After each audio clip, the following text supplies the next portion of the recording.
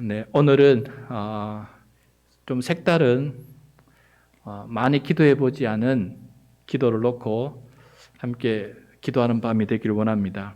오늘 제목이 탄식하는 피조물을 위한 기도인데, 우리 피조물이 탄식하고 있다는 것에 대해서는 우리가 깊이 생각하지 못했고, 또 그런 것을 놓고 우리가 많이 기도해 본 적도 별로 없습니다. 그런데 사도 바울의 가르침 속에 이게 있어서 함께 배우고 또 어떻게 기도하는 것이 좋은지 이 밤에 배우고 기도하기를 원합니다. 시작하면서 여러분에게 기도에 대한 질문 한 가지 드리겠습니다. 여러분 집에 혹시 애완견 있는 분 계시죠? 여기 나오신 분 중에는 애완견이 없는 것 같아요. 그죠? 애완견이 있으면은 애완견이 아프면은 어떻게 합니까? 동물병원에 데리고 가서 치료를 하겠지요. 근데 애완견이 치유되도록 하나님께 기도하거나 또 목사님께 중보 기도를 부탁해도 될까요? 안 될까요? 안 된다고요. 예. 집에 있는 화분이 있는데, 여기도 화분이 있어요. 화분이 있는데 기르는 꽃이나 나무가 병이 들어서 시들시들해서 죽어가고 있어요. 그러면은 화원에 가서 어떻게 하면 되냐 물어보고 약이나 혹은 대체 방법을 찾아서 화분에 있는 이 식물들을 살리려고 하겠지요. 근데 그때 이 식물을 위해서 회복되게 해달라고 기도하거나 목사님께 기도를 부탁하면 될까요? 안 될까요? 애매모호하죠? 애매모호하죠? 여러분, 애완견이 낫도록 기도해 본 경험은, 여러분 애완견 안 키워보셔서 잘 모르겠지만은 정말 사람 같아서 기도하는 사람들이 많이 있을 겁니다. 그리고 아마 화분 안에 있는 식물 놓고는 그것을 애달파하면서 하나님께 간절히 기도하는 경우는 세상에 극히 드문 경험이고 거의 없을 것 같다는 생각을 해보게 돼요.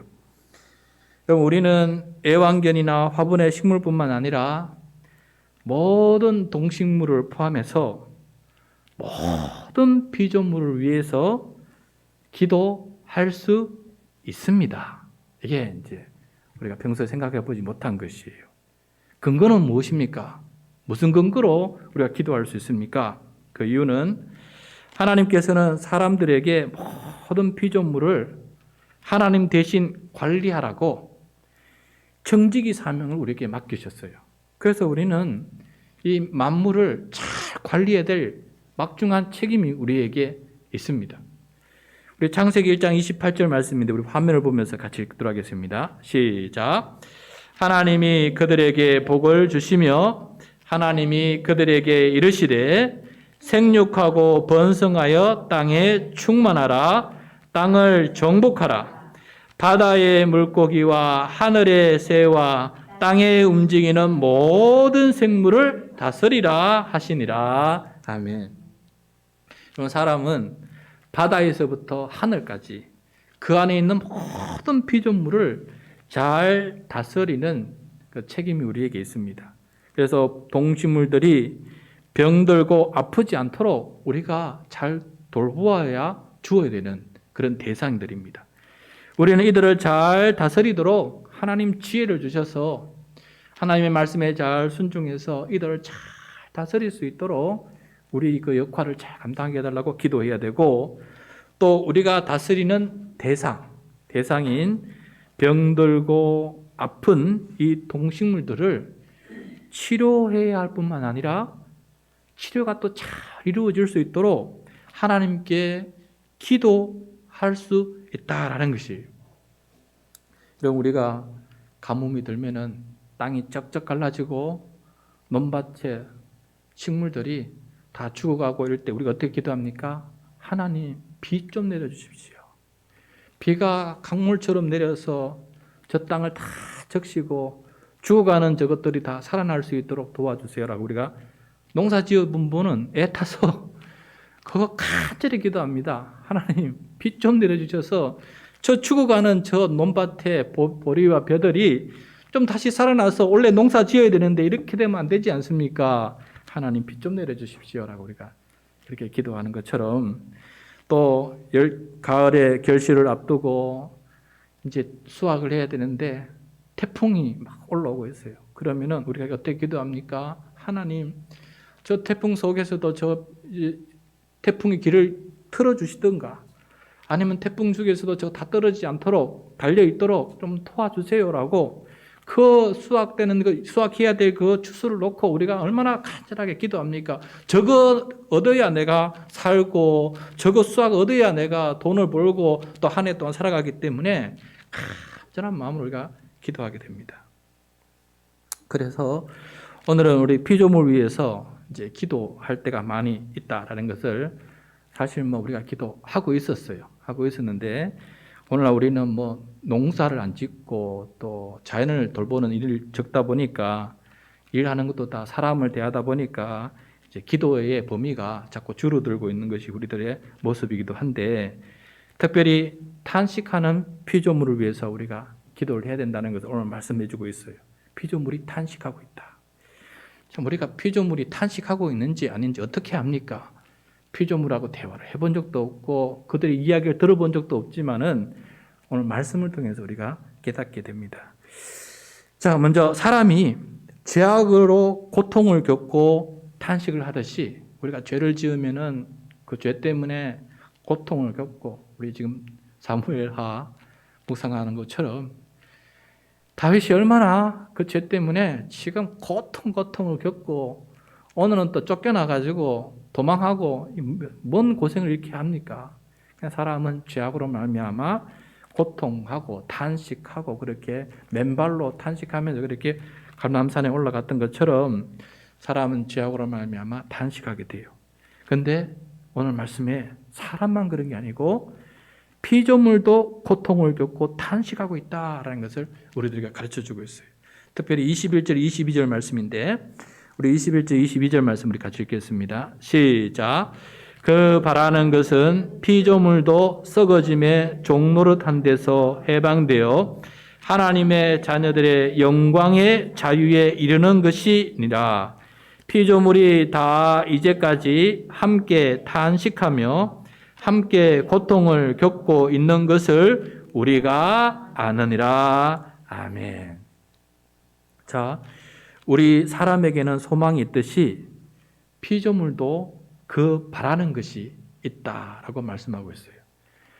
우리는 피조물과 언어가 소통이 되지 않기 때문에 피조물이 무엇을 생각하고 또 동물은 몰라도 식물에게도 뭔가 의식이 있는지 우리는 알 수가 없습니다. 특히 그들에게는 하나님과 교제할 수 있는 영혼도 없습니다. 그런데 오늘 말씀은 하나님께서 우리가 모르는 피조물에 대해서 알려주시는 것이 있는데 피조물도 바라는 바가 있다라는 거예요. 우리는 그 깊은 것은 모릅니다. 그 의식까지가 아무도 몰라요. 그렇지만은 피조물도 바라는 바가 있다. 그 바라는 바가 이루어지지 않아서 현재 고통을 겪으면서 탄식을 하고 있다라는 것을 말씀해 주고 있습니다. 자, 그럼 좀 자세히 보겠어요. 먼저 피조물은 무엇을 바라고 있습니까? 피조물은 무엇을 바라고 있어요? 해방되기를 바라고 있어요. 해방. 무엇으로부터 해방되기를 바라고 있습니까? 썩어짐의 종노릇한 데서 해방되기를 바라고 있습니다. 썩어짐의 종노릇한 데서 해방되기를 바라고 있다. 모든 피조물은 죽고 썩어져 한 줌의 흙이 됩니다. 피조물은 이런 썩어짐의 운명에서 벗어나기를 바라고 있어요. 예를 들어서 동물을 한번 생각해 봅시다. 동물 중에 죽고 싶은 동물 없어요. 죽음 앞에 벌벌 떨면서 죽지 않으려고 살려고 그렇게 발버둥 치는 것을 우리가 보게 돼요. 그처럼 동물조차도 썩어짐의 종노릇에서 해방되기를 원하고 있어요. 죽음을 좋아하는 동물이 없듯이 아마도 죽음을 좋아하는 식물도 분명히 없을 것입니다. 여러분, 저 가지 하나 제가 꺾어봤거든요. 새로 나온 거 꺾어보면은 또 새롭이 또 나와요. 또 꺾으면 또 나와요. 계속해서 살려고 저 안에서 뭔가 우리는 모르겠지만은 저 안에서 살려고 계속 노력하고 있는 것을 보게 됩니다. 아마 그런 것을 두고 말씀하신 거 아닐까 생각이 들어요. 그리고 피조물은 썩어짐에서 해방되어 어디로 이르기를 바라고 있습니까? 오늘 말씀에 따르면은 썩어짐에서는 해방되고 그 다음에 어디에 이르기를 바라고 있어요. 바로 하나님의 자녀들의 영광의 자유에 이르길 바라고 있다라고 말씀하고 있습니다. 그래서 하나님의 자녀들의 영광의 자유, 하나님의 자녀들의 자유라는 것은 무엇이냐면은 죄와 죽음에서 해방된 자유를 말해요. 죄와 죽음에서 해방된 자유. 사람은 죄와 죽음의 종로를 타고 있습니다. 죄와 죽음에서 자유하는 것은 예수 그리스도의 죽음과 부활을 통해서 이미 시작이 되었고 장차 주님께서 다시 오실 그 종말에 이 자유가 온전히 이루어지게 될 것입니다. 새하늘과 새 땅, 천국, 완성된 하나님의 나라가 임하면은 우리는 죄와 죽음에서 온전히 해방이 되어서 영생을 누리게 될 것입니다. 이것이 우리의 바라는 바요, 우리가 기대하는 바요, 우리의 소망입니다. 그런데 피조물도 우리의 그 자유에 이르기를 기대하고 있다라고 말하고 있어요. 여러분, 여기서 피조물은 죄가 없기 때문에 죄로부터 구원을 받는다 이런 개념은 전혀 없습니다. 그런데 썩어짐이라고 하는 죽음에서 자유하는데 이르기를 바라고 있다라는 것이죠. 굉장히 우리가 평소에 듣지 못했던 그 말씀 아닙니까? 쉽게 지나갔던 그런 말씀. 근데 피조물도 바라는 바가 있고 이루고 싶은 데가 있다라는 것을 우리는 피조물하고 다른 피조물하고 대화를 해본 적이 없지만은 오늘 말씀을 통해서 그들에게도 그러한 갈망이 있다라는 것을 우리가 깨닫게 돼요. 근데 그 자유에 이르기까지 피조물도 현재까지 사람과 함께 탄식하며 함께 고통을 겪고 있습니다. 피조물의 고통과 탄식은 사람의 죄악으로 말미암아 시작이 되었어요. 사람이 죄를 지지 않았으면 이 피조물은 고통과 탄식이 없습니다. 사람이 죄로 타락한 후에 사람의 죄 때문에 땅이 저주를 받았고 이 땅이 가시덤불과 엉겅퀴를 내게 되었다라고 말씀하고 있습니다. 그 최초 이야기가 창세기 3장 17절부터 19절 말씀인데 그 화면을 보면서 우리 같이 읽도록 하겠습니다. 시작. 아담에게 이르시되 내가 내 아내의 말을 듣고 내가 내게 먹지 말라 한 나무의 열매를 먹었은즉 땅은 너로 말미암아 저주를 받고 너는 내 평생에 수고하여야 그 소산을 먹으리라. 땅이 내게 가시덤불과 엉겅퀴를 낼 것이라. 내가 먹을 것은 밭의 채소인즉 내가 흙으로 돌아갈 때까지 얼굴에 땀을 흘려야 먹을 것을 먹으리니 내가 그것에서 취함을 입었음이라. 너는 흙이니 흙으로 돌아갈 것이니라 하시니라. 아멘. 자, 사람의 죄로 말미암아 땅이 저주를 받았다라고 말씀하고 있습니다. 죄인들이 피조물을 잘 다스리지 못하여서 땅이 가시덤불과 엉겅퀴를 내기 시작했어요. 그동안 좋은 과실을 통해서 아무 농사를 안 해도 따먹고 마음껏 살고 있었는데 죄를 짓고 이후부터 이제 땅이 가시덤불과 엉겅퀴를 내다 보니까 이걸 다 수고해서 그걸 뜯어내고 씨를 뿌려서 그렇게 수확을 해야 소산을 먹을 수 있도록 그렇게 하나님께서 징계를 내리셨던 것이죠. 여자들은 아기를 낳는 그 산통의 고통을 주지 않았습니까? 그때부터 땅도 가시덤불과 엉겅퀴를 내면서 고통을 겪게 되었어요. 그리고 그 땅이 사람이 소산하기 위해서 쉬지 않고 그 땅을 기경하는 바람에 땅이 안식을 누리지 못할 정도가 되어버렸어요. 땅도 쉬지 못하고 이게 뭐냐 할 정도로 계속해서 기경을 하고 거기에서 소산을 내야 되는 그런 일이 벌어졌어요. 우리는 그 땅이 고통하고 있다, 안식을 누린다는 것을 못 누리고 있다는 것을 우리가 느끼지 못하지만은 근데 하나님께서 가르쳐 주셨어요.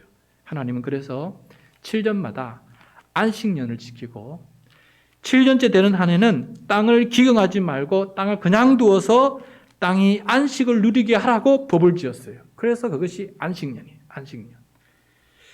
그러나 인간은 그 욕심과 교만 때문에 더 많이 얻으려고, 더 많이 수확하려고 땅을 쉬지 않고 계속해서 기경하고 농사를 짓게 돼요. 땅이 고통을 겪게 됩니다. 그래서 결국은 하나님은 이스라엘을 멸망시키고 바벨론으로 포로로 보내버렸어요.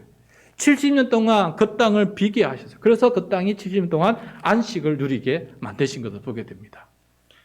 이 말씀을 보면은 땅의 안식이 필요하구나. 그들이 탄식하고 있구나 하는 것을 하나님의 말씀을 통해서 깨닫게 돼요. 레위기 26장 34절, 35절 말씀인데 화면을 보면서 같이 읽겠습니다. 시작. 너희가 원수의 땅에 살 동안에 너희의 본토가 황무할 것이므로 땅이 안식을 누릴 것이라. 그때에 땅이 안식을 누리리니 너희가 그 땅에 거주하는 동안 너희가 안식할 때에 땅은 쉬지 못하였으나 그 땅이 황무할 동안에는 쉬게 되리라. 아멘. 자, 이 말씀을 간단하게 말하면은 땅의 말을 우리가 알아들을 수 없지만은 가시덤불과 엉겅퀴와 사람의 쉬지 않는 기경을 통해서 땅이 안식을 누리지 못하고 있을 때에 7년마다 한 해씩 땅을 안식하라고 하나님께서 명령했지만은 그 명령을 준행하지 못해서 하나님은 징계를 통해서 그 땅을 안식하게끔 만드셨다라는 고백이 여기에 나오고 있는 것을 보게 됩니다. 그래서 이처럼 하나님께서 동물과 식물, 땅조차도 탄식하지 않고 고통을 겪지 않기를 원하고 계신다라는 것이에요. 사람만 그런 것이 아니고 모든 피조물도 탄식하지 않고 고통을 겪지 않기를 하나님께서는 원하고 계신다라는 것을 우리가 깨닫게 됩니다. 그러므로 우리는 피조물이 탄식하지 않도록 고통을 겪지 않도록 우리의 이 청지기 사명을 잘 감당해야 된다라는 것을 오늘 말씀을 통해서 깨닫게 돼요. 땅과 바다, 물고기와 동물, 식물이 사람과 같이 탄식하며 고통을 겪지 않도록 관리하고 또 기도를 해야 합니다.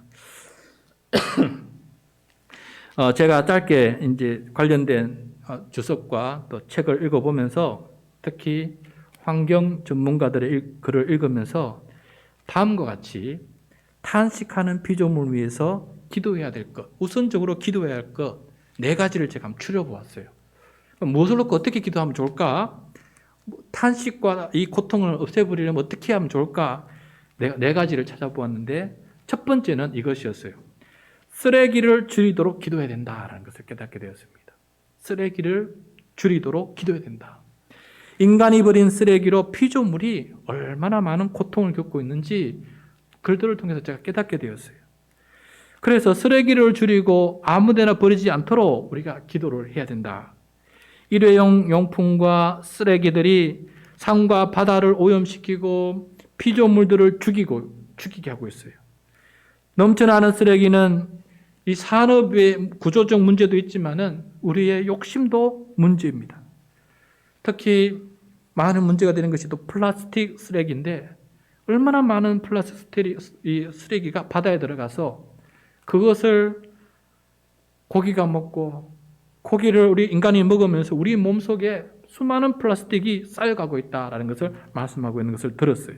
그래서 이 피조물도 사람도 이 쓰레기 때문에 고통을 받고 있기 때문에 쓰레기를 줄이는 것이 우리가 기도해야 될 중요한 제목이다라는 것을 깨닫게 되었어요.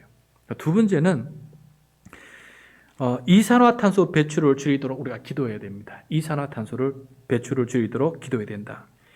인간의 탐욕과 무절제함 때문에 환경을 파괴하는 개발을 서슴지 않고 있고 그러다 보니까 그 과정 속에서 대기 오염이 생기고 오존층 파괴가 생기고 또 지구 온난화가 생기고 그래서 이상 기온들이 많이 생기고 또 동식물들의 변화 때문에 또 그들을 환경을 침범함으로 말미암아 전염병이 생겨서 환경적인 재앙을 우리가 맞이하고 있습니다.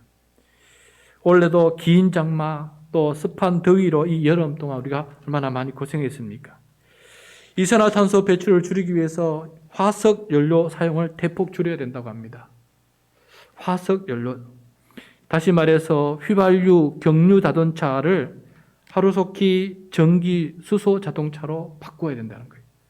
그리고 수많은 공장이 돌아가고 있는데 화력, 원자력 발전소는 없어지고 수력, 풍력, 태양력 발전소, 그러니까 친환경 재생에너지로 이것이 모두 바뀌어야 된다는 거예요.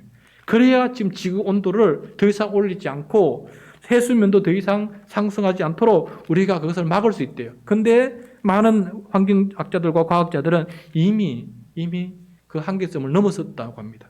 그러니까 지금이라도 그 도달점을 늦추기 위해서 우리가 빨리 이산화탄소 배출을 줄이는 정책을 빨리빨리 앞당겨야 된다. 안 그러면 큰일 난다라고 많이 얘기하고 있습니다.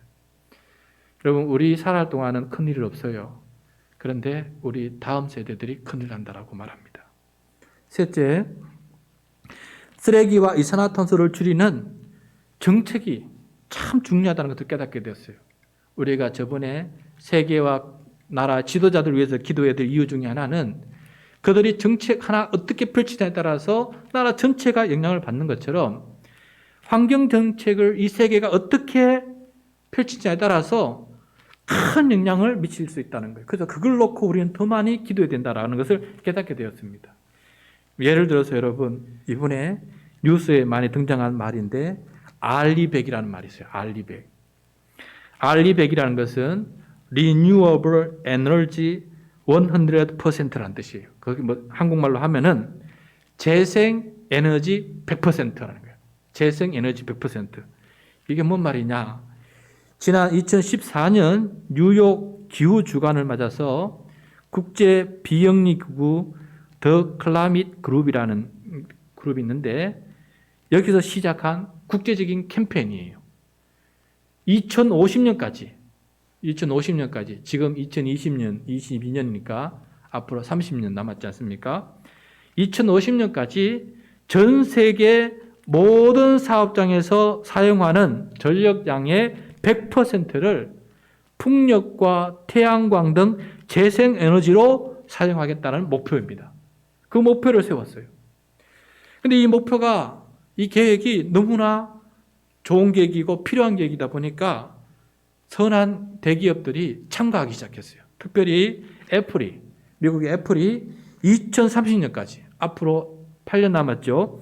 2030년까지 공급망을 포함한 제품 생산 전 과정에 탄소 중립 선언을 했고 그 산하의 100개가 넘는 협력사들에게 똑같이 100% 재생에너지 사용하도록 약속을 했어요.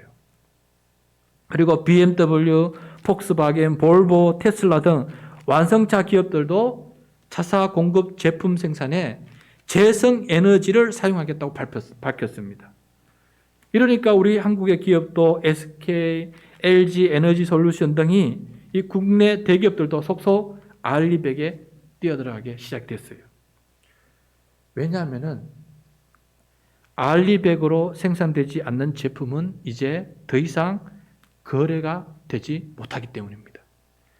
재생에너지를 100% 사용해서 제품을 만들지 않으면은 앞으로 판매도 못하고 무역도 못하게 된다는 것이에요. 그래서 이것을 통해서 친환경을 만들어가는 좋은 정책이 지금 확산이 되고 있는 것을 보게 됩니다.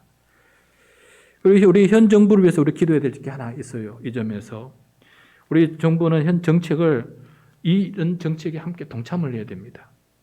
재생에너지 비율을 줄이고 지성을 좀 높여야 되는데 지금 우리 정책은 재생에너지 비율을 오히려 높이는 게 아니고 줄이고 원자력 발전소를 높이는 정책을 지금 펼치고 있는데 이것은 세계 흐름과 역행이 됩니다. 앞으로 이러면은 원자로 발전한 제품으로는 앞으로 애플의 그렇게 제품을 상납을 못하게 되는 거예요. 그래서 앞으로 얼마 가지 않아서 수출할 수 없는 일이 발생하게 된다는 것입니다. 그래서 알리백과 같은 세계적인 정책들이 더욱더 많이 만들어져서 친환경 기업이 만들어지도록 우리는 기도를 해야 된다. 이런 좋은 정책은 한 개인이 열심히 하는 것보다 훨씬 더 많은 효과를 나타낼 수 있기 때문에 특별히 좋은 정책이 만들어질 수 있도록 우리 특별히 기도해야 된다는 것을 깨닫게 되었습니다. 그리고 마지막으로 무엇보다도 중요한 것은 피조물의 탄식과 고통, 또 그들의 썩어짐으로부터 해방되기를 바라고 있다는 것을 아는 이런 생태계 영성을 우리가 가지고 살아야 된다라는 것입니다.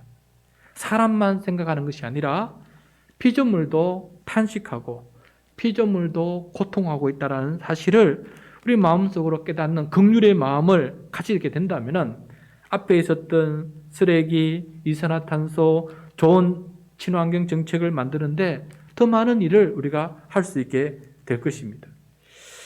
그래서 오늘 말씀을 기초해서 저는 이런 생각이 들었습니다. 생태계 영성, 친환경 영성은 성경적이고 기독교적인 영성이다. 피조물을 관리하는 바로 청지기 영성이다. 이것은 하나님을 사랑하고 이웃을 사랑하며 자연을 사랑하는 하나님의 명령에 기초한 영성이다라는 것을 깨닫게 됩니다.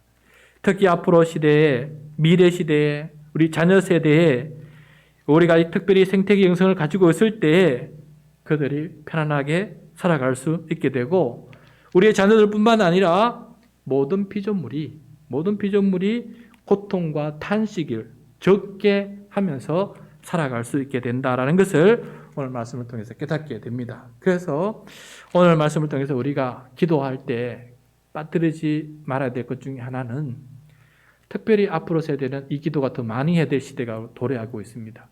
환경을 놓고 피조물의 탄식을 놓고 우리가 더 많이 기도하고 피조물이 탄식을 하지 않도록 그것을 경감할 수 있는 정책들이 세워질 수 있도록 우리는 더 많이 관심을 가지고 기도할 때 이 만물을 우리에게 맡기시고 관리하게끔 만드신 그 청지기 사명을 더욱더 더 잘 감당할 수 있게 되리라 믿습니다. 그래서 이 밤에 이 피조물의 탄식을 위해서 그들의 고통 경감을 위해서 우리가 함께 기도할 수 있는 이 밤이 될 수 있기를 간절히 소원합니다.